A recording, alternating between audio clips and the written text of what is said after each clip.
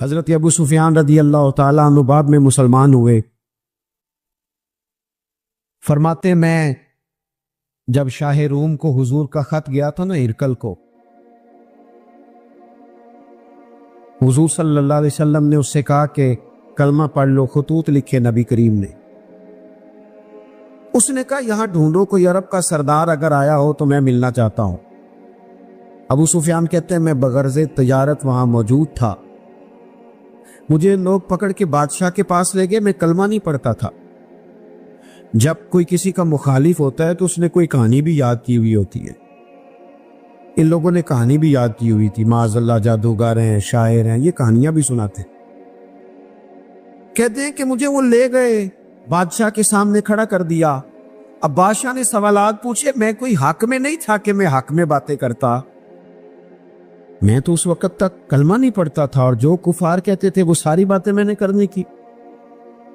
کہتے ہیں بادشاہ نے اپنے دربار میں کھڑا کر کے سوال کیے، بڑے سوال پوچھے، بڑے میں نے جواب دیے، بڑے سوال پوچھے۔ یہ بھی پوچھا کہ ماننے والے ان کے غریب ہیں کہ امیر ہیں؟ میں نے کہا نہیں، ماڑے ماڑے بندے ہیں۔ میلاد کے جلوسوں میں بھی ماڑے ماڑے بندے ہی جاتے ہیں، ماڑے ماڑے ہیں، غریب لوگ ہیں۔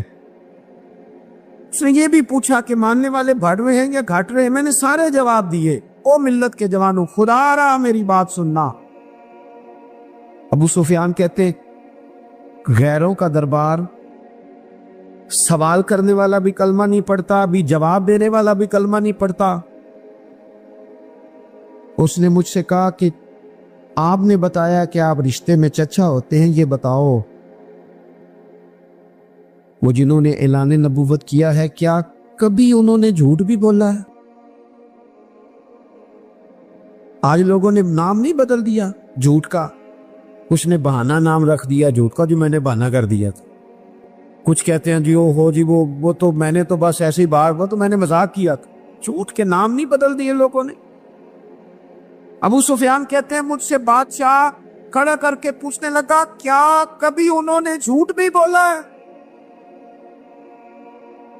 ابو سفیان کہتے ہیں کہ لمحے کے لیے میرے دل میں آیا کہہ دوں کہ بولا ہے، پھر میں نے کہا ایک تو یہ عرب کی وفاداری کے خلاف ہے، اور دوسرا میں کہوں گا وہ جادوگر ہیں تو شاید کو ایک سیکنڈ کے لیے توجہ کرے، میں کہوں گا وہ شاعر ہیں شاید کو توجہ کرے، اور مدینے والے نے جھوٹ بولا یہ تو مانے گا کوئی نہیں۔ سنو میرے عزیز، ابو سفیان کہتے ہیں کہ اس نے کہا کبھی جھوٹ بھی بولا ہے؟ میں سوچ میں پڑ گیا۔ بادشاہ نے پھر دہرا کے کہا سردار چپ کر گئے ہو، میرے آخری سوال کا جواب دو، کیا کبھی اس کریم نے جھوٹ بولا ہے؟ ابو سفیان کہتے ہیں میرے ہاتھ میں چھڑی تھی، میں نے وہ زمین پر رکھی اور میں کھڑا ہو گیا۔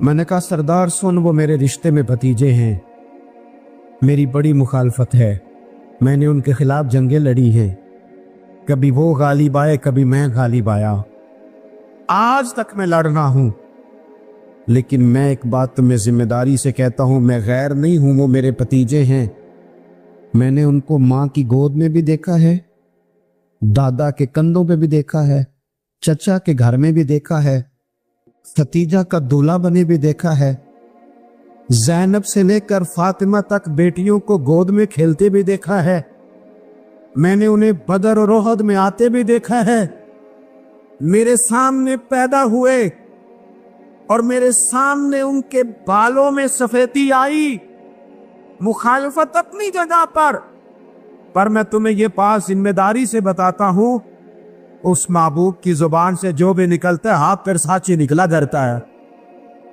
وہ اسیر دشمن کی چاہ میں بھی، مخالفوں کی نگاہ میں بھی وہ امی ہے، صادق ہے، معتبر ہے، میرا پیغمبر عظیم تر ہے، میرا پیغمبر عظیم تر ہے، میرا پیغمبر عظیم تر ہے۔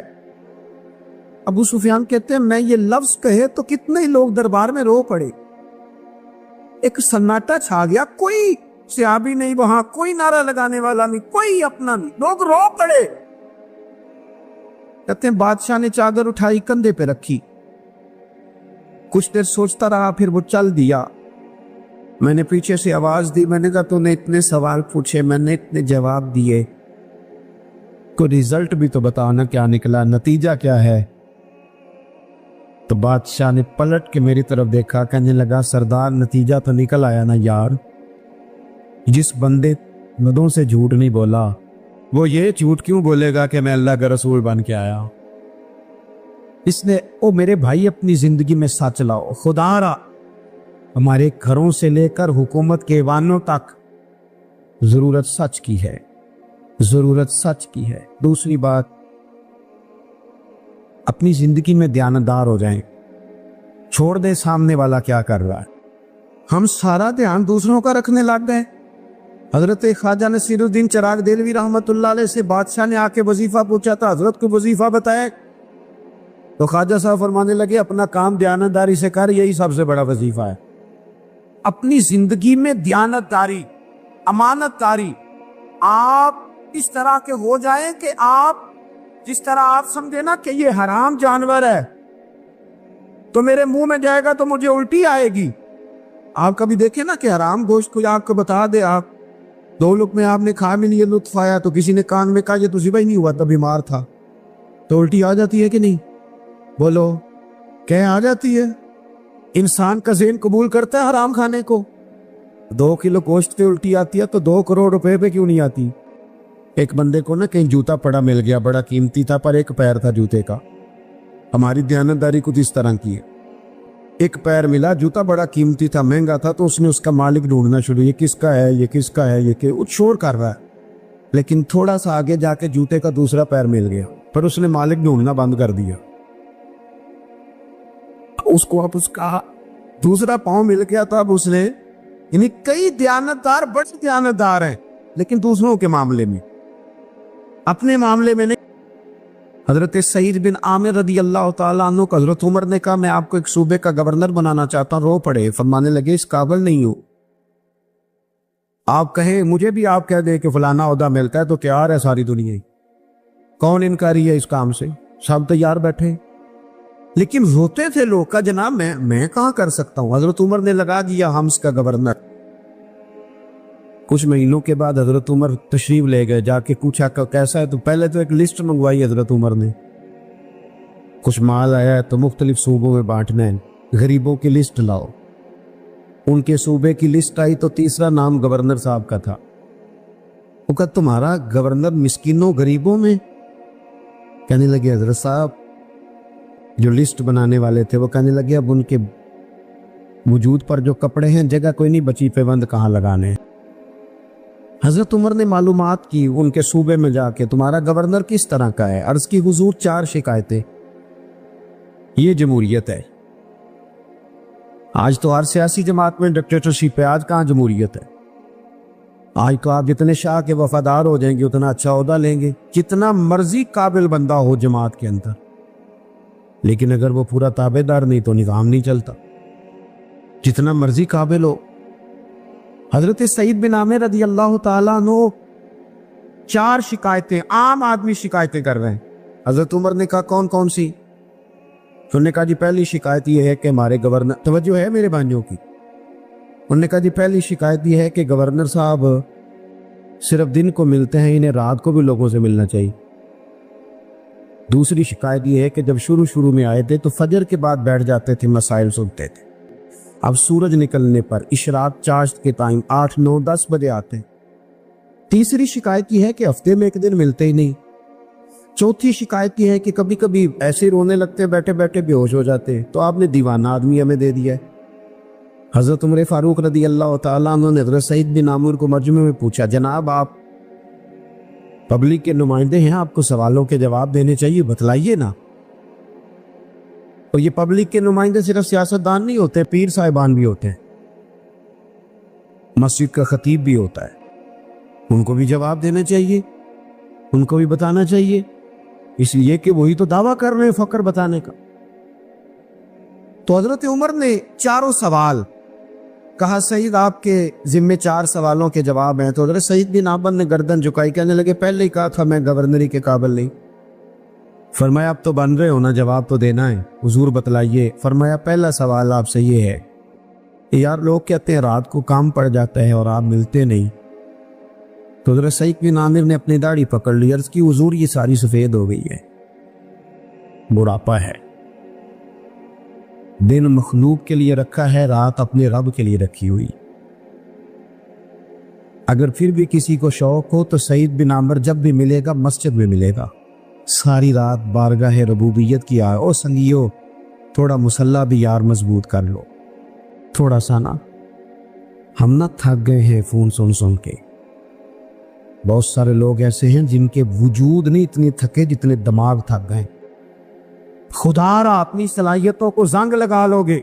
खुदारा कुछ वक्त अगर मुसल्ले पे मिले तो आप यकीन करें रूह ताज़ा हो जाती है।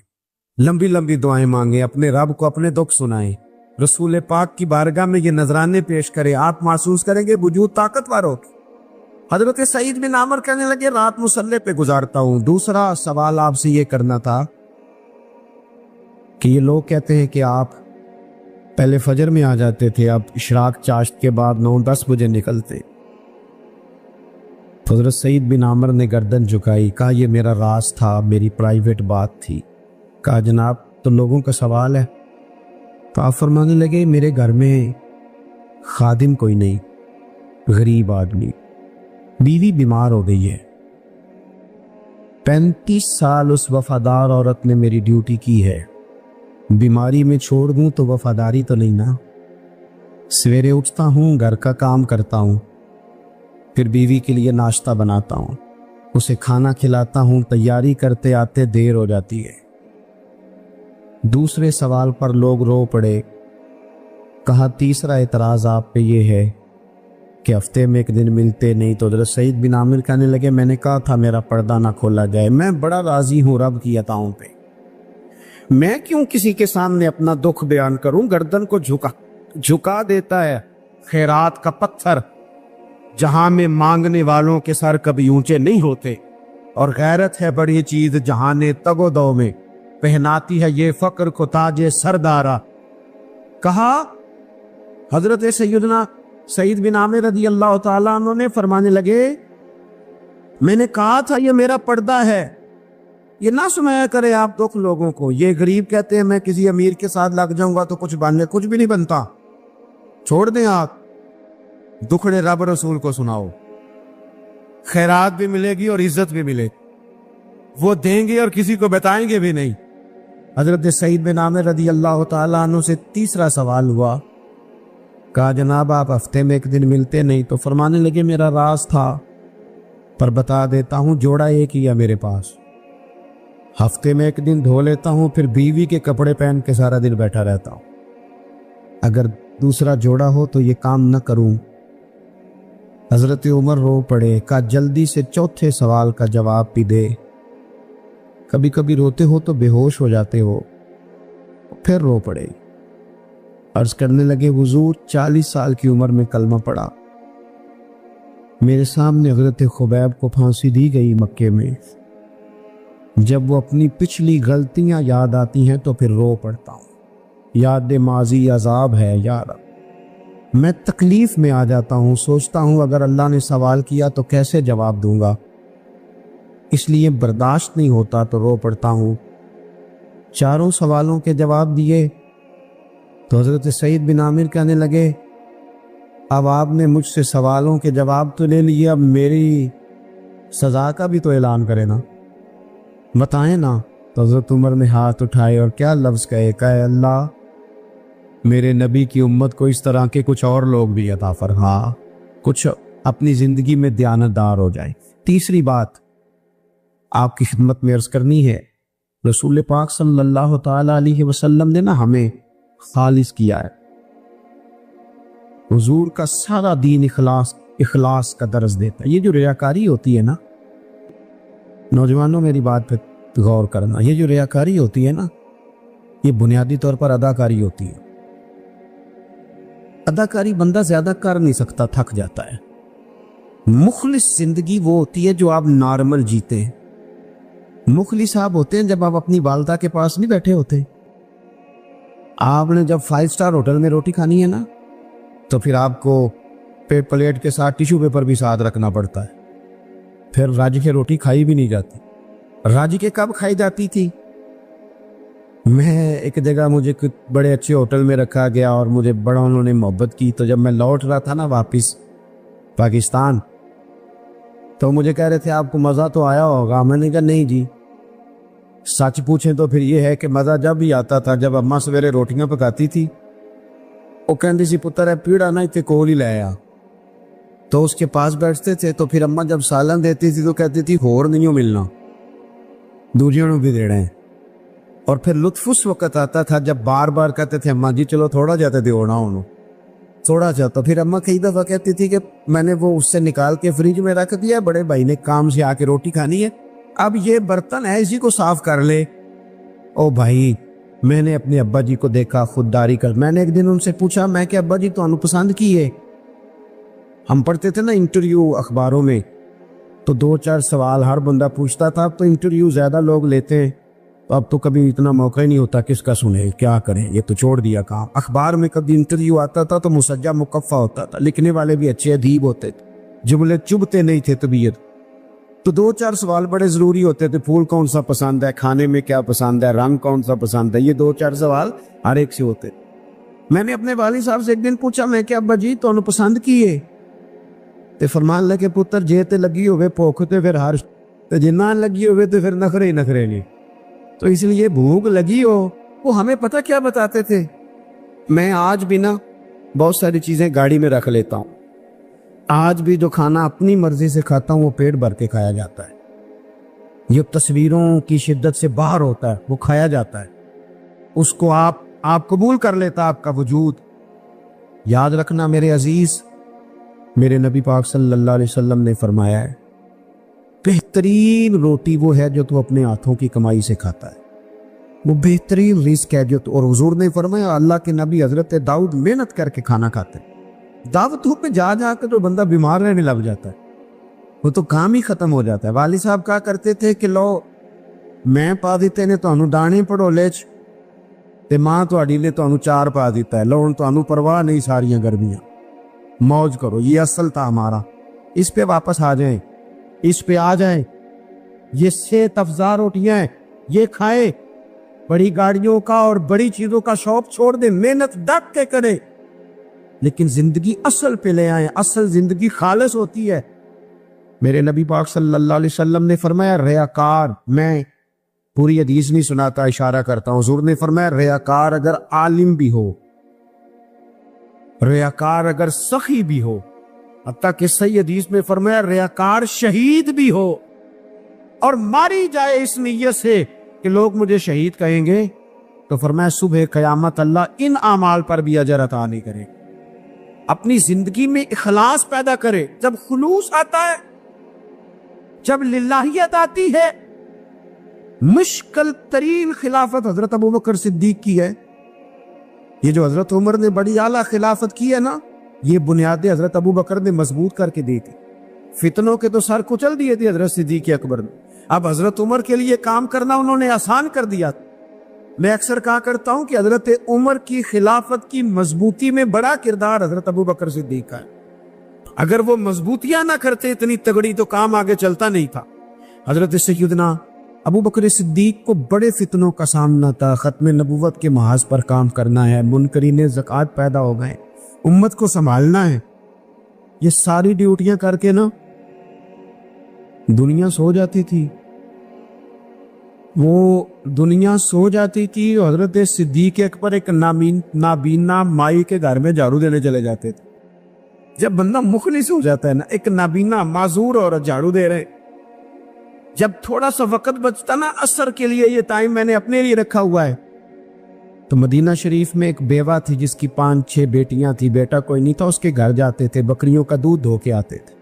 मामूली आदमी नहीं, खलीफा है वक्त की बात। किस लिए?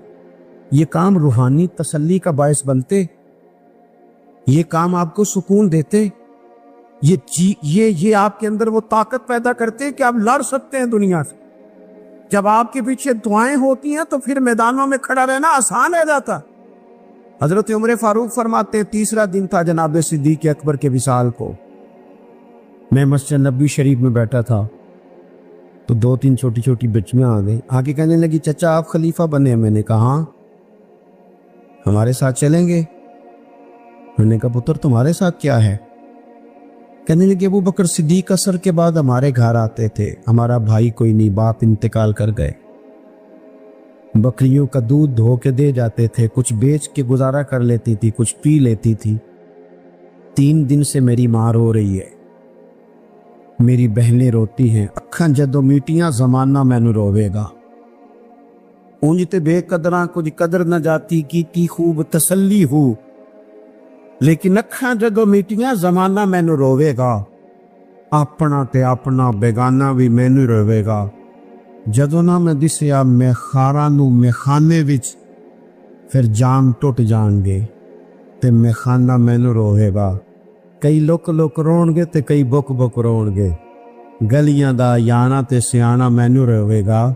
और किसी ने कहा था मेरे मरने पे हर सू शोर मच जाएगा देखोगे।